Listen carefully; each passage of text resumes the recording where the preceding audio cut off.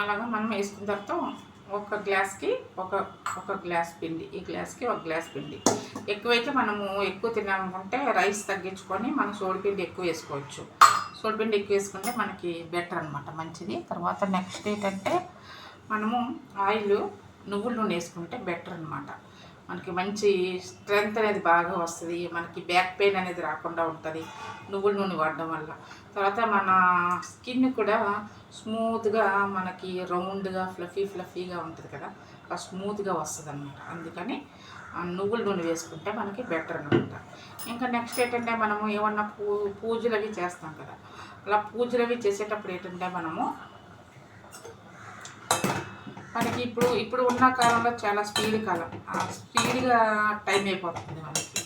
ఆ స్పీడ్గా టైం అయిపోతున్నప్పుడు మనం ఏంటంటే మనము నీట్గా దేవుడి దగ్గర అన్నీ సర్దేసుకొని మనము పుష్పాలు ఎన్ని ఉంటే అన్ని దేవుడి ఫోటోలు ఉంటే అని పెట్టుకోవచ్చు, లేదంటే ఒక పుష్పమన్న దేవుడి దగ్గర పెట్టుకొని మనము ఏదో ఒక నైవేద్యం పెట్టుకొని, దీపాలు పెట్టక్కర్లే, పుష్పాలు పెట్టేసి నైవేద్యం పెట్టుకొని మనము పూజ చేసుకొని దండం పెట్టుకుంటే మనము ఆ రోజు పూజ చేసుకున్నట్టే మనకి ఫలితం ఉంటుంది. మనము దీపాలు పెట్టి నైవేద్యాలు పెట్టి వండేసి పెట్టవలసిన అవసరం లేదు. ఎందుకంటే మనం అలాగ కూడా మనకి మంచి మనసుతో మనం ఎలాగ చేసినా ఆ దేవుడు స్వీకరిస్తారు, మనకి అనుగ్రహాన్ని అనేది కలిగిస్తారనమాట.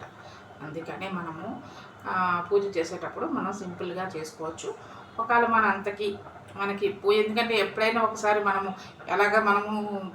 ఎప్పుడు ఒకటే రైసు అంటే మనం ఎప్పుడు వెజ్జే తింటాం, కాకుండా ఒకసారి నాన్ వెజ్ తినాలనిపిస్తుంది. పూజ కూడా అలాగే మనం సింపుల్గా చేసుకునేటప్పుడు, ఒకసారి బాగా చేసుకోవాలనుకునేటప్పుడు మనం పనులు తగ్గించుకొని బాగా నీట్గా దీపాలు అవన్నీ పెట్టుకొని పూజ చేసుకొని మనం చదువుకోవాలనుకుంటే ఏమన్నా చదువుకోవచ్చు, కూడా అలా కూడా చేసుకోవచ్చు.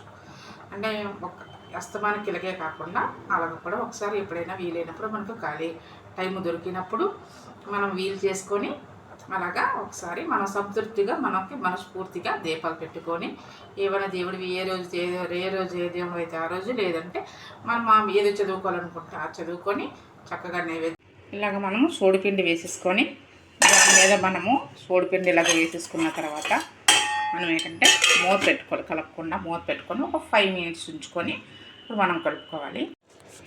చూడండి, నువ్వుల నూనె ఆయిల్ వేసాను, నువ్వుల నూనె, గానుగ నూనె.